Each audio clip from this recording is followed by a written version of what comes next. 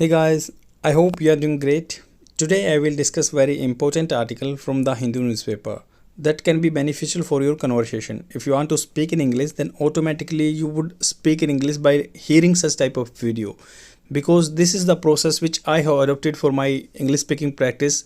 And if you guys are ready to speak in English, and if you are earnest or you are dedicated towards your English speaking and English knowledge, that automatically you would speak. This is the process I have adopted and I got wonderful results in this regard, you can see. And guys, uh, if I would talk about the competitive exam skills, you would hone your competitive exam skills by reading such type of article from the Hindu newspaper. And it's like all about the Rahul Gandhi disqualification as MP. तो ये MP की disqualification के बारे में है जो अपनी राहुल गांधी के हैं, क्योंकि this is not a news story and you might have seen in the TV और newspaper in this regard, and each and every newspaper is like displaying or depicting this type of particular story. And what is this, or what is the background of this particular story, I would describe in a meticulous manner. तो अच्छे से बताऊंगा, क्योंकि this is the strategy I have adopted for my self and you can replicate me in this regard, and automatically you would enhance your communication skills and definitely you would conquer all the impediments regarding the competitive examination skills. Then here there is a story depicted in this or portrayed in this particular article, that Rahul Gandhi as a MP, or in his like agenda of the 2019 election, he's narrated particular quote and that can be disastrous for his life. वो उसके लिए बहुत हानिकारक हो सकता है. कैसे? क्योंकि अब उसको डिस्क्वालीफाई कर दिया गया है एज ए एमपी, और ही नरेटेड और ही coated that particular sentence in the Lok Sabha election campaign in 2019, that each and every person or each and every thieves having surname Modi. He gave example of the Lalit Modi, Nirav Modi, and another our like Prime Minister Modi, and he like remarked this particular thing and said that many more Modi comes to play, और बहुत सारे मोदी आएंगे ऐसे जो चोर हैं, thieves हैं. And that's why like a particular person filed A petition into the court in this regard, because Modi is a surname and it's comes under the defamation case. मतलब ये क्या है, डिफेमेशन फैला रहा है सोसाइटी में. और वो क्या है, representation of the people act, ये जो है 1951 का एक एक्ट है, उसके अकॉर्डिंग अगर कोई बंदा डिफेमेशन फैलाता है सोसाइटी में तो एज ए एमपी डिस्क्वालीफाइड हो जाएगा. और अभी ये सूरत के जो कोर्ट ने क्या है डिसीजन दे दिया कि भाई ये लाइबल टू, मतलब इसको पनिशमेंट मिलेगी, लाइबल टू गेट पनिशमेंट और डिस्क्वालिफिकेशन एज एन एमपी. तो अभी इसको जैसे वायनाड से, ये जो केरला से एज ए एमपी हैं, तो वहाँ से इनको अब डिस्क्वालीफाई कर दिया गया है, और ये भाषण देने के बाद अपना मतलब अटेंड करने के बाद बाहर जा रहे हैं. This is the scene of that particular exit from the parliament. तो अभी जो इसके एग्ज़ाम पर्सपेक्टिव से जान लेते हैं क्या क्या इसमें चीज़ें हैं और क्या क्या जो आपके काम का बन सकता है, क्वेश्चन पेपर बन सकता है. तो ये हमें अपॉर्चुनिटी देता है जो आर्टिकल की, भाई हमें पार्लियामेंट के बारे में डिस्कस करना चाहिए और क्या क्या डिस्क्वालिफिकेशन की कंडीशन है और इसमें क्या क्या होता है. तो पार्लियामेंट के बारे में जानते हैं. तो ये representation of the people act 1951 है, एक 50 भी है. तो इसमें क्या है, और आपको देखना होगा कि 1951 के बारे में जो एक्ट है इसमें दिया गया है कि भाई डिलिमिटेशन कमीशन के बारे में, इलेक्शन कैसे कंडक्टेड होते हैं, ये ऐसी कुछ मतलब कंडीशनैलिटी दी हुई है इसमें. और पहले में 1950 में दिया गया है कि भाई कौन कौन एलिजिबल है, ये कुछ ऐसा इनका क्राइटेरिया है जो एक्ट है. अब disqualification of the on imprisonment. Imprisonment क्या होता है, कैद होने पे कैसे डिस्क्वालिफिकेशन होती है किसी की. RPA of the 1951 provides that, ये प्रोवाइड करता है. देखो प्रोवाइड्स दैट लिखा हुआ, तो आपकी फर्स्ट फॉर्म के साथ एस लगा, तो ये सिंपल प्रेजेंट टेंस है. करता है that a person will be disqualified if convicted, अगर उसको कन्विक्टेड क्या होता है, उसको अपराधी ठहरा जाए, तो उसको अगर अपराधी ठहरा जाए, एंड सेंटेंस या उसको सज़ा सुनाई जाए टू इम्प्रिजमेंट फॉर 2 years और मोर, ये 2 साल की सज़ा सुनाई जाए या उससे ज़्यादा. The person is disqualified for the period of imprisonment and further 6 years. Means how much the person is getting imprisonment for that particular act तो जिस किस काम के लिए वो उसको जितनी कैद होती है वो तो डिस्क्वालिफिकेशन का हो ही गया उसका criteria, but further more 6 year, उससे आगे 6 साल की और डिस्क्वालिफिकेशन होगी, वो इलेक्शन में खड़ा नहीं हो सकता और वो नहीं वो अपना MP बन सकता है। तो एक्सेप्शन क्या है, कुछ एक्सेप्शन दिए हुए हैं, मतलब अपवाद भी दिए हुए हैं। सिटिंग मेंबर्स जो क्या है अभी फिलहाल हाल में जो मेंबर हैं उनके लिए कुछ एक्सेप्शन भी दिए हुए हैं, छूट दी हुई है। There is exemption exception for sitting members, they have provided a period of 3 month, उनको प्रोवाइड किया गया है 3 महीने का महीना from the date of conviction और टू अपील। तो जो उसको मतलब क्या है, कन्विक्शन जो अपराधी ठहराया गया उसके बाद उसको 3 महीने का टाइम पीरियड दिया गया है अपील करने के लिए। तो the disqualification will not be applicable until the appeal is decided. तो डिस्क्वालिफिकेशन क्या है, तब तक मतलब अपील डिस्क्वालीफाई नहीं होगा तब तक बंदा क्या है उसके लिए अपील ना कर दे, या अपील के बारे में जो याचना उसने डाली है उसको डिसाइडेड ना किया जाए। तो ये प्रोविज़न था। तो अभी क्या कॉन्स्टिट्यूशनल प्रोविज़न क्या है, अभी संविधान में क्या प्रोविज़न दिए हुए हैं, the provision for the disqualification को संविधान में क्या प्रोविज़न दिए हुए हैं कि भाई disqualification is given article 102 of the constitution, ये संविधान के 102 आर्टिकल में दिया हुआ। और जो पहली कंडीशन हम पढ़ रहे थे वो क्या थी, representation of the people act 1951 की थी। इट स्पेसिफाइज, ये मेंशन करता है, specifies that a person shall be disqualified for contesting election and being a member of parliament under certain condition. कुछ कंडीशनैलिटी हैं जो आर्टिकल 102 में मेंशन की गई हैं। It if he holds an office of profit under the union or state government except that of a minister of that or any other office exempted by the parliament, means ये क्या है, जो बंदा disqualified होगा वो अगर उसके पास office of profit जहाँ से वो बेनिफिट ले रहा हो ऐसा कोई प्रॉफिट नहीं होना चाहिए। मान लो किसी कंपनी का MD नहीं होना चाहिए, ये नहीं होना चाहिए, वो नहीं होना चाहिए, जिसमें गवर्नमेंट के 51 स्टेक्स होने चाहिए होंगे, तो अगर PSU का भी हेड नहीं होना चाहिए, ये ऐसे कुछ कंडीशनैलिटी हैं। बट कुछ एग्जाम्पशन क्या है, ये जो भी डिसाइड करती है जो ऑफिस ऑफ प्रॉफिट क्या है, ये मतलब गवर्नमेंट डिसाइड करती है एक्ट के द्वारा। तो ये अपने लॉ में लिखा गया है कि भाई ये ऑफिस ऑफ प्रॉफिट है। बट उसमें क्या है, मिनिस्टर का एक्सेप्शन है। मिनिस्टर अगर मान लो कोई वो मिनिस्टर भी है और वो मान लो वहाँ से पेमेंट ले रहा है तो वो एज ए डिस्क्वालिफिकेशन नहीं देखा जाएगा, क्योंकि ऐसे पहले हेमा मालिनी का केस हुआ था या जया बच्चन का केस हुआ था, कई और भी पॉलिटिशियन का केस हुआ था कि वो कुछ मान लो ये जो अमिताभ बच्चन की वाइफ है जया बच्चन, तो ये क्या है एक पोजीशन होल्ड किए हुए थे उन्होंने जो फिल्म बोर्ड की हेड, तो वहाँ से वो डिस्क्वालीफाई भी हो गई थी। तो ऐसे ऐसे कुछ प्रोविजन है। If he is unsound mind, अगर उसका मान लो दिमाग खराब हो, अनसाउंड माइंड हो, अच्छा नहीं हो, साउंड मतलब एक होता है अच्छा बिल्कुल क्लियर माइंड, तो अनसाउंड माइंड हो एंड स्टैंड्स हो, या उसको डिक्लेयर किया जाए बाय ए कोर्ट के द्वारा ठहराया जाए उसको ऐसी चीज़ में कि भाई अनसाउंड माइंड है। He if he is an undischarged insolvent, मतलब क्या है अब दिवालिया हो चुका हो, उसके पास घाटा आ चुका हो बिल्कुल। इफ नोट अगर वो सिटीजन नहीं है इंडिया का तो डिस्क्वालीफाई हो जाएगा। और हैज़ वॉलेंटरीली होता है कि भाई अपनी इच्छा से स्वेच्छा से acquired the citizenship of foreign state and is under any acknowledgement of allegiance to a foreign state.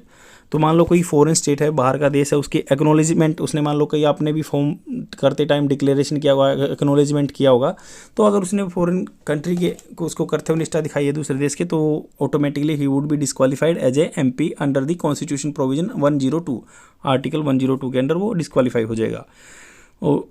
तो उसके द्वारा if he is so disqualified under any law made by the parliament, disqualification का लॉ बना सकती है parliament, ultimately फिर authority parliament को ही दे रखी है इस आर्टिकल 102 में भी।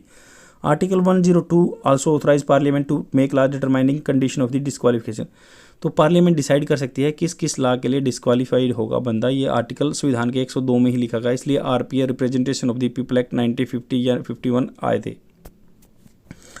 There is analogous provision, analogous मतलब क्या, similar provision for the members of the state legislature, जो स्टेट विधायिका में भी जो आदमी है उसके लिए भी सेम रेप्लिकेशन है, कॉपी है same. About disqualification on the ground of defection, defection क्या होता है, मतलब अपना धोखा दे दे, अपनी पार्टी से भाग जाए, निकल जाए, बदल कर दे, तो उसमें क्या है जो आपके शेड्यूल 10 में दिया गया है, तो ये 1992 में कंडीशनलिटी इम्पोज की गई थी। This is the constitution provision regards to the defection. तो अगर वो पार्टी छोड़ के चला जाता है तो Constitution also lays down that a person shall be disqualified from a MP if he is so disqualified on the ground of defection under the provision of the 10th schedule। अगर 10वें अनुसूची में जो बात दी गई उसके अंदर वो डिस्क्वालीफाइड है, ऑटोमेटिकली वो MP डिस्क्वालीफाइड हो जाएगा। ए मेंबर इनकर्स, इनकर्स क्या होता है, मतलब भाई आप कोई भी चीज़ मान लो आपको मतलब खर्चा पड़ता है तो उसको क्या खर्चा पड़ेगा, मेंबर इनकर्स तो बुलावा देता है डिस्क्वालिफिकेशन का under the defection law. If he voluntary gives up membership of political party, अगर वो अपना मतलब खुशी से स्वेच्छा से पॉलिटिकल पार्टी की मेंबरशिप त्याग देता है, on whose ticket he is elected to the house, जिसकी टिकट पे वो जीत के आया था। अगर वो एब्सटेन करता है पार्टी विप के अकॉर्डिंगली, मतलब कॉन्ट्रेरी, मतलब होता है डिफरेंटली एडवर्सली बिहेव करे अपनी जो उसकी पॉलिटिकल पार्टी है जिससे उसका एफिलिएशन है, अगर वो उसको बात नहीं मानता या विप जारी होती है तो वो फॉलो नहीं करता, तो ऑटोमेटिकली ही would B disqualified under the 10th schedule under the provision of the defection. If any independently elected by members joins any political party, अगर कोई बंदा इंडिपेंडेंट मतलब स्वतंत्र रूप से बना है और उसके बाद वो पॉलिटिकल पार्टी ज्वाइन करना चाहता है, डिस्क्वालीफाई हो जाएगा। और अगला प्रोविजन है कि 6 महीने अगर नॉमिनेटेड मेंबर है, मान लो जो आपको पता होगा कि 12 मेंबर जो हैं राष्ट्रपति राज्यसभा में नॉमिनेट करता है, अब 2 जो इधर एंग्लो इंडियन का प्रोविजन था लोकसभा में वो डिस्कार्डेड हो गया 2009 में 102 कॉन्स्टिट्यूशन अमेंडमेंट के द्वारा। तो ये है कि भाई इसको डिस्क्वालीफाई कर देंगे। अगर with in the 6 month join करता है तो ऑटोमेटिकली ठीक है ये, अगर 6 महीने के बाद कोई ज्वाइन करता है तो उसको डिस्क्वालीफाई कर देंगे। तो decision of the presiding officer, जो प्रिजाइडिंग ऑफिसर है, मान लो जो लोकसभा का स्पीकर है या उधर चेयरमैन है, वाइस प्रेसिडेंट बोलते हैं, तो वो अगर डिस्क्वालीफाई करते हैं तो बंदे को हो जाएगा वो disqualify. The question of the disqualification under the 10th schedule is decided by the chairman in the case of Rajya Sabha, और स्पीकर लोकसभा के द्वारा नोट बाय द प्रेसिडेंट। ये आपको नोट करना है, ये you have to keep this thing in mind that president would not declare the any person disqualification as a MP।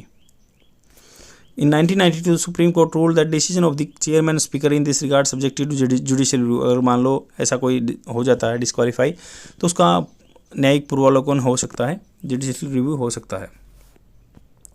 तो supreme court के जजमेंट भी आए हैं इस रिगार्ड में कि हम जान लेते हैं। तो one of the landmark judgement in this regard 2002 act union of India versus ADR, association of democratic republic.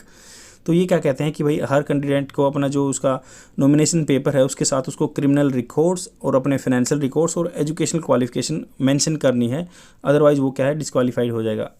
तो यही बात लिखी गई। Supreme court held that every candidate contesting an election to the parliament, state legislature या municipal corporation कहीं भी election लड़ता है तो उसको नॉमिनेशन पेपर के साथ अपनी एजुकेशन क्वालिफिकेशन, क्रिमिनल रिकॉर्ड्स और उसके जो फाइनेंशियल रिकॉर्ड हैं, एसेट्स हैं, उसके पास कितनी पूंजी है वो दिखाएगा। 2005 में भी एक बहुत इंपॉर्टेंट जजमेंट आया, Ramesh Dalal versus of Union India, Ramesh Dalal versus of Union India. The supreme court held that a sitting MP और MLA shall be subjected to disqualification from contesting election if he is convicted or sentenced to not less than 2 years of imprisonment by a court of law। तो यहाँ पे ये है कि भाई जो seating MP है या MLA है आल्सो भी सब्जेक्टेड टू, मतलब उस पर भी ये पोजीशन लगेगी डिस्क्वालिफिकेशन की अगर वो कंटेस्ट करता है इलेक्शन, अगर उसको 2 साल से ज़्यादा सज़ा हो जाती है तो। और एक और जजमेंट है जो बहुत ही इंपॉर्टेंट है 2013 में, लिली थॉमस। इसके बाद ही क्या है, अपने जो लालू प्रसाद यादव हैं जेल में गए थे 2013 में ही गए थे वो, तो lily Thomas versus union of India. पहले क्या प्रोविजन होता था कि भाई अगर आपको कन्विक्टेड ठहराया गया है, अपराधी ठहराया गया, तो अगर आप विद इन दी 3 मंथ आपको अगर मान लो हायर जुडिशरी में अपील डाल देते तो आपको as a MP MLA disqualify नहीं किया जाता था। और मतलब ऐसे ही क्या है, आपको मैं एक बहुत फेमस आदमी का नाम बताना चाहूँगा कि शिबू सोरेन जो झारखंड के CM थे, उन पे like he was convicted for the brutally murder, मतलब बहुत ह्यूज फैमिली थी, उसको मारने का उस पर दोष लगा हुआ था और कन्विक्टेड भी था, अपराधी ठहराया गया था। तो बंदे ने क्या किया कि बार बार फाइल करता रहा और आगे अपने 3 बार CM बन गया वो। And that is the gruesome situation of judicial system कि भाई वो केस का जो है एडजुडिकेशन फैसला नहीं सुना सुप्रीम कोर्ट ने और बंदा बचता रहा और CM बनता रहा। और बाद में क्या हुआ, रिडेंडेंट हो गया, क्योंकि जो फैमिली के बिलोंगिंग्स थे या जो उसके एविडेंस थे या जो उसके गवाह थे वो उसने सब तोड़ दिए और ऑटोमेटिकली वो बच गया। तो अभी लिली थॉमस केस के बाद क्या प्रोविजन हुआ कि भाई अगर आप कन्विक्टेड ठहराए गए हो, 2 साल से ज़्यादा सज़ा है, तो ऑटोमेटिकली आप डिस्क्वालीफाई हो जाओगे। यही बात इसमें लिखी गई है। डिस्पोज ऑफ होता कि भाई किसी निपटारा ना हो तब तक उसका। द कोर्ट हेल्ड दैट, तो इसमें ये बात लिखी गई भाई lily Thomas versus of India, supreme court held that section 8 जो क्लोज 4 ऑफ RPA 1951 का इज अनकॉन्स्टिट्यूशनल। ये अनकॉन्स्टिट्यूशनल बात है, which allows MP MLA who are convicted office till an appeal against such conviction is dispose of. तो इसके against जो appeal है वो डिस्पोज ऑफ नहीं होगी, तो ऐसा उस चीज़ को स्ट्रक डाउन कर दिया RPA एक्ट का जो 8 का क्लोज 4 है। तो कोर्ट क्या बोलता है कि MLA convict for 2 years and वो वुड बी डिस्क्वालीफाइड इमीडिएटली, तो डिस्क्वालीफाइड हो जाएगा। कोर्ट ने ये बताया कि इमीडिएटली डिस्क्वालीफाइड हो जाएगा। 2015 में भी एक जजमेंट आया Krishna Murthy versus Shiva Kumar and others. The supreme court held that disclosure मतलब ओपन करना, डिस्क्लोज करना सबके सामने, रिवील करना ऑफ क्रिमिनल एंटीसीडेंट्स मतलब किसके क्रिमिनल रिकॉर्ड्स कैसे हैं, स्पेशली हीनियस क्राइम, अगर भयंकर क्राइम है जो उसके, of a candidate at the time of the filing of the nomination paper as mandated by law was a categorically imperative और इंडिस्पेंसेबल, मतलब ये अनिवार्य चीज़ है भाई, इसको टाला नहीं जा सकता। आपको क्रिमिनल जो हीनियस क्राइम है उनका एक एनलिस्टेड करना पड़ेगा, उनको आपको इनुमरेटेड करना पड़ेगा, सूचीबद्ध करना पड़ेगा। Can the disqualification be remove, disqualification को रिमूव किया जा सकता है। Yes, the supreme court has the power to stay on not only the sentence but also the conviction of a person. जो उसको सज़ा मिली उस पर तो स्टे लगाएगा ही, बट उसको अपराधी ठहराएगा उस पर भी स्टे लगा देगा जो है अपना court, Supreme Court. In rare cases, कुछ अलग केसेस हैं, डिफरेंट केसेस हैं, conviction has been stayed to enable the appellant to contest an election. तो कुछ केसेस में बताया गया conviction has been stayed, conviction को, अपराध को ठहराया गया टू एनेबल, उनको सहायता देने के लिए, appellant to contest an election, जो जिसने अपील डाली है उसको मदद करने के लिए, उसको योग्य बनाने के लिए कि भाई वो इलेक्शन लड़ ले। तो ऐसा प्रोविजन हो रखा है और पहले भी था। But the supreme court has made it clear that such a stay should be very rare and for very special reason. तो सुप्रीम कोर्ट ने प्रोनाउंस किया अपने जजमेंट में कि भाई ऐसा कुछ rare of the rarest case होना चाहिए और स्पेशल रीजन में होना चाहिए। But the RPA itself provides a remedy through the election commission. तो RPA 1951 में क्लियर मेंशन भी है कि अगर आप मान लो इलेक्शन कमीशन ऑफ इंडिया चाहे तो बंदे का डिस्क्वालिफिकेशन का प्रोविजन हटा सकता है, स्टक डाउन कर सकता है। It is all about this particular article. I hope आपको अच्छी नॉलेज हुई होगी। शेयर कर दीजिए अपने फ्रेंड में और डेली देखते रहिए। Thank you very much, bye.